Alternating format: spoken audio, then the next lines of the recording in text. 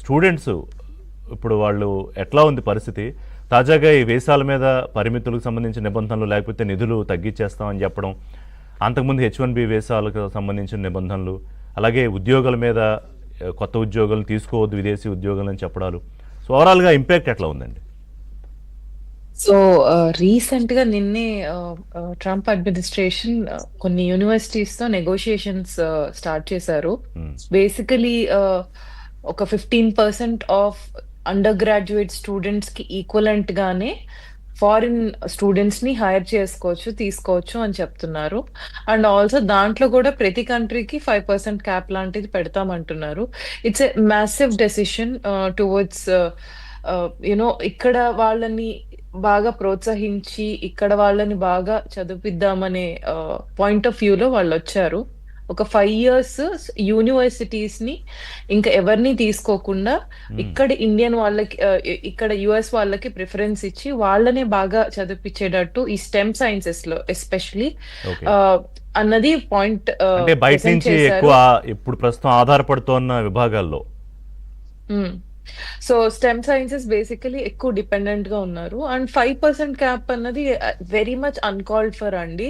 ఎందుకంటే if you look at any masters course 90% మన ఇండియన్సే ఉంటారు. చాలా అడ్వాన్స్డ్ లెవెల్ కోర్సెస్ చేస్తారు. PhD లో కూడా ఈదర్ ఇండియన్స్ ఆర్ ఇరానియన్స్ అన్నట్టు ఉంటుంది నా ఇన్ మై ఎక్స్పీరియన్స్.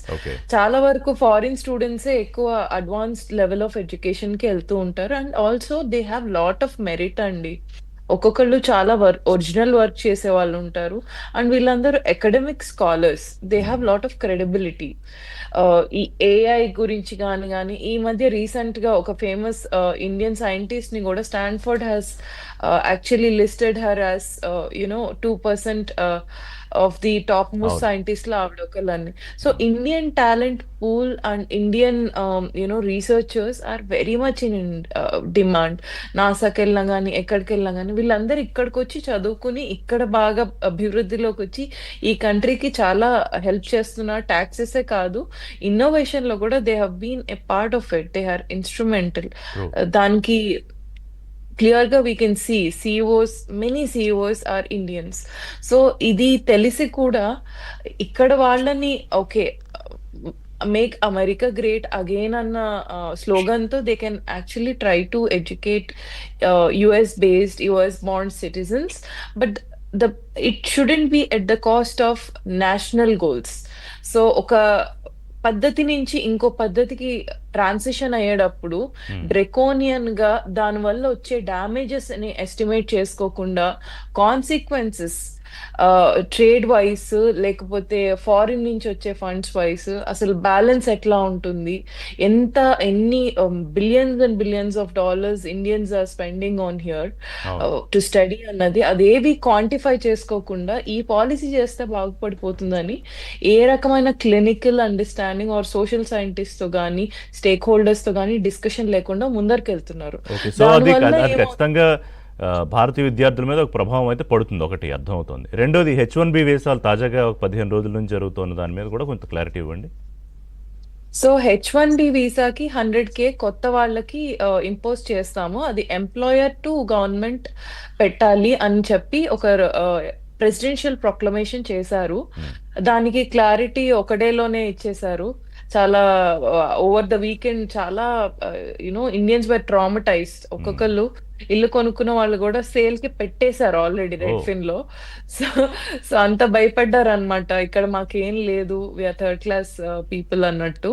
సో అది ఇమీడియట్ గా వాళ్ళు యునో అనౌన్స్మెంట్స్ ఇచ్చారు.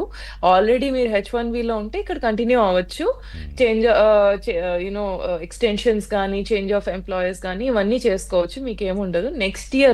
నెక్స్ట్ విడతలో వచ్చే పికప్ అయిన H1B హోల్డర్స్ కి ఇది ఇష్యూగా మారుతుందని అయితే క్లియర్ గా చెప్పారు. సో దానికి in a very latest development ఈ రోజే ఈ 100K ని ఛాలెంజ్ చేస్తూ big huge conglomeration of people have gone to the court. Nurses కానీ ప్రొఫెషనల్ ఛాలెంజ్ చేస్తున్నారు. చాలా పెద్ద మెమో, ఇట్స్ అవైలబుల్ ఆన్లైన్. చాలా కాంప్రహెన్సివ్ గా కాన్స్టిట్యూషనలీ లీగలీ ఎక్కడెక్కడ ప్రాబ్లమ్స్ ఉన్నాయో అన్ని వాళ్ళు చెప్తూ రాసుకుంటూ వచ్చారు. But what is more important is stake holders తో we always have to have discussion. Service is an industry. Professional గా సాఫ్ట్వేర్ ఇంజనీర్స్ కానీ రీసెర్చర్స్ కానీ ఇచ్చే ఒక contribution to the country it cannot be quantified easily. So అది chambers of commerce కానీ educational departments కానీ అందరు Yes. కూర్చుని మాట్లాడుకోవాలి. So that dialogue hasn't happened. It is So, very undemocratic. మీరు చెప్తున్న దాన్ని బట్టి వీసాల విషయంలో కూడా ఇండియన్స్ తర్వాత ఇరాన్ ఆ స్టూడెంట్స్ ఇరానియన్స్ వేరే ఉద్యోగుల విషయంలో కూడా భారతీయులు అంటే విదేశాల్లో వచ్చిన వాళ్ళని చూసుకుంటే భారతీయులే ఎక్కువ అనుకోవచ్చా పర్సంటేజ్ ప్రకారం? ఖచ్చితంగా భారతీయులు ఎక్కువ అండి. సో దట్ ఈ రెండు విషయాల్లో తీసుకున్న నిర్ణయాలు డైరెక్ట్ గా భారతీయుల మీద మళ్ళీ ఇంపాక్ట్ చూపిస్తున్నాయి, దో ఇండియా కోసం తీసుకున్న నిర్ణయం కాకపోయినా. అబ్సల్యూట్లీ అండి. ఇంకొకటి ఏంటంటే అసలు వీళ్ళ మెయిన్ ఆర్గ్యుమెంట్ ఏంటంటే మనం చదువుకుంటున్నాం, మనం ఉద్యోగాలు చేస్తున్నాం అని కాదు. మనం సంపాదించడం ఎక్కువ ఉంది కాబట్టి మన వల్ల రియల్ ఎస్టేట్ ఎక్కువ అవుతోంది, యావరేజ్ హౌసింగ్ కాస్ట్లు ఎక్కువ అవుతున్నాయి. ఆ, ఎకానమీ ఈస్ యునో ఒక రకమైన హయ్యర్ టార్గెట్స్ మనం లోకలైజ్ పీపుల్ కి ఇస్తున్నామని నాకు చెప్పేసి అర్థమైంది. వాళ్ళు బట్ అనుకుంటున్నారు. వాట్ వుడ్ ద పర్సంటేజ్ అండి ఇప్పుడు Indian investments in real estate ఎంత ఉంటుంది percentage? I don't know the percentage అండి, బట్ జనరల్ అప్రాక్సిమేట్లీ ఇండియన్ అంటే థింకింగ్. అంత నిర్ణయం తీసుకునే అంత అంటే ఎంతో కొంత ఇంపాక్ట్ఫుల్ గా ఉండాలి. సో బేసికలీ మనందరికీ ఇక్కడ యావరేజ్ యునో వర్కింగ్ పర్సన్ కన్నా ఎక్కువ శాలరీ ఉంటుందండి for a start. Okay. So మనకి ఆల్రెడీ సేవింగ్ అనే ఐడియాలజీ చాలా ఎక్కువ, పొదుపు అన్నది.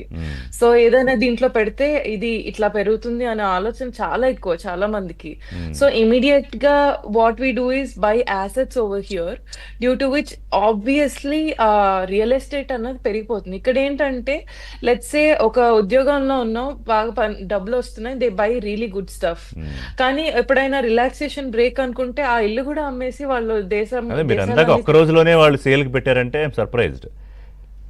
ఎస్ చాలా మంది it was threatening and some people were like అసలు నచ్చట్లేదు, అసలు ఎందుకు మమ్మల్ని ఇలా ట్రీట్ చేస్తున్నారు, ఆల్రెడీ లీవులు కావాలన్నా ఏది కావాలన్నా ఒక స్లేవ్ లా ట్రీట్ చేసి మీరు వెళ్ళకూడదు, మీరు పని చేయాలి.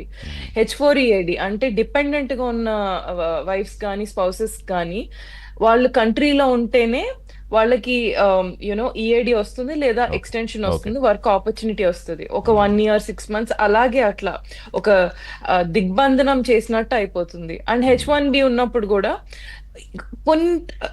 few months we can go, 1 month at maximum or 1.5 month. ఆ తర్వాత you have to be in this country.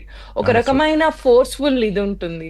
Okay. Health so insurance మీరు చెప్తున్నాను బట్టి అంటే ఒక సఫికేషన్ అయితే ఉంది. ఇప్పుడు ఇండియన్స్ ఎవరైతే అమెరికాలో చదువుకుంటున్నారో ఉద్యోగాలు చేస్తున్నారో వ్యాపారాలు వాట్ ఎవర్ వీళ్ళందరికీ కూడా ఒక చిన్న